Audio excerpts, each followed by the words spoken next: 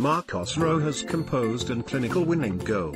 Lionel Messi's holy trinity of sublime touches.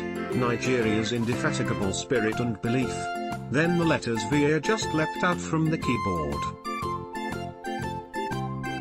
It shouldn't have to be about VAR. Why does everything have to be about VAR? This is turning into a decent World Cup. It is not being made remotely better by VAR.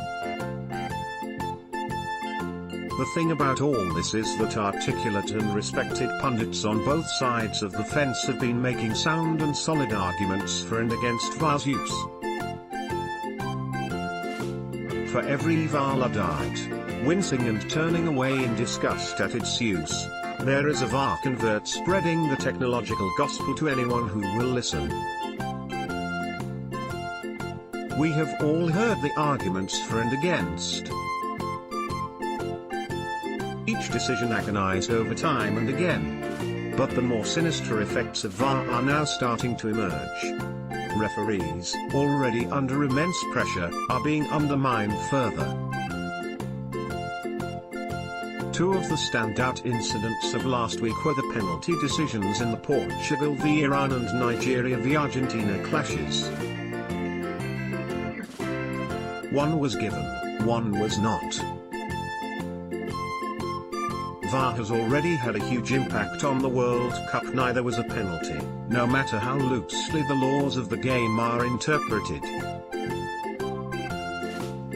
It was inconceivable to make any argument for either handball being deliberate. The players in question were struck on the hand at point-blank range. They were unequivocally not penalties. Yet both decisions were flagged up by the VAR and the referee was then obliged to look at them. It was a complete waste of time. The VAR necessarily questioned the good judgment of the referee on the pitch and, in the case of the Iran game, led to a correct call being reversed in favor of an incorrect one. All it illustrated was that the VAR for those games did not understand the rules of the game, that they were just as imperfect as the referees on the pitch and always will be. The players, meanwhile, sensed blood. They saw that the referee on the pitch had been undermined and began to harangue him further at each opportunity. It really was unedifying stuff.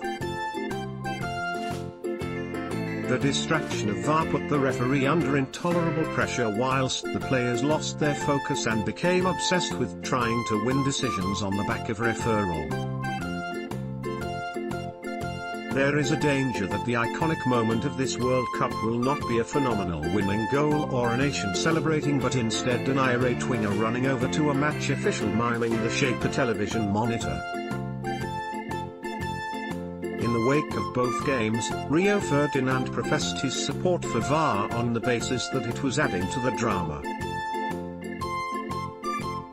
Well, if that's the case, why not introduce a panel vote? Line up 10 officials with a yes or no button for each decision. Deadlock. Send it out to the audience to decide. Are we looking for a football match or a reality entertainment show here?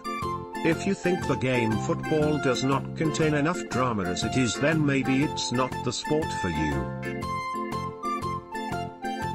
A great example of VAR working came during injury time of South Korea's win over Germany, where the offside decision was overruled in favor of the Koreans who were awarded the goal. Advocates can point to that as a success. Alan Shearer was one such supporter. When VAR works like that, it's magnificent, he triumphantly declared. Slightly undermined by his tweet 2 days earlier that VAR is complete and utter bollocks.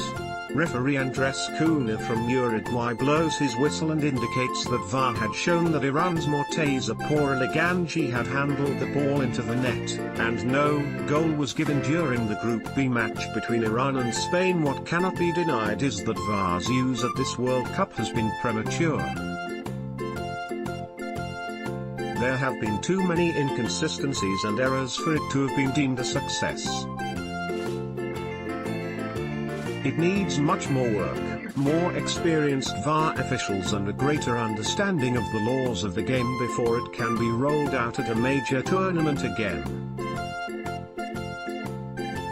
There were many teething problems when the third umpire was introduced to Test match cricket in 1992. 26 years on, the system has improved significantly. Paul Farbrace, England's assistant cricket coach, said this week, the poor referee has to run off the field and look at a monitor when there's 50,000 people in the stadium and then make a decision. He's getting no help whatsoever, it doesn't seem to be working. I like the idea of goal line technology and I like the idea of outlawing blatant diving and cheating. In cricket it works exceptionally well because the umpires on the field get a lot of support from those off the field. I think football has a lot to learn from cricket. But regardless of the pros and cons of VAR, there has been a sea change to this sport. One of the great strengths of football has always been the capacity for development during the course of a match. To witness a game gather a pace, intensity and quality. The great matches of this uninterrupted flow as both teams rise to the challenge. Almost as if the players find their way into an elite zone of competition that raises the standard.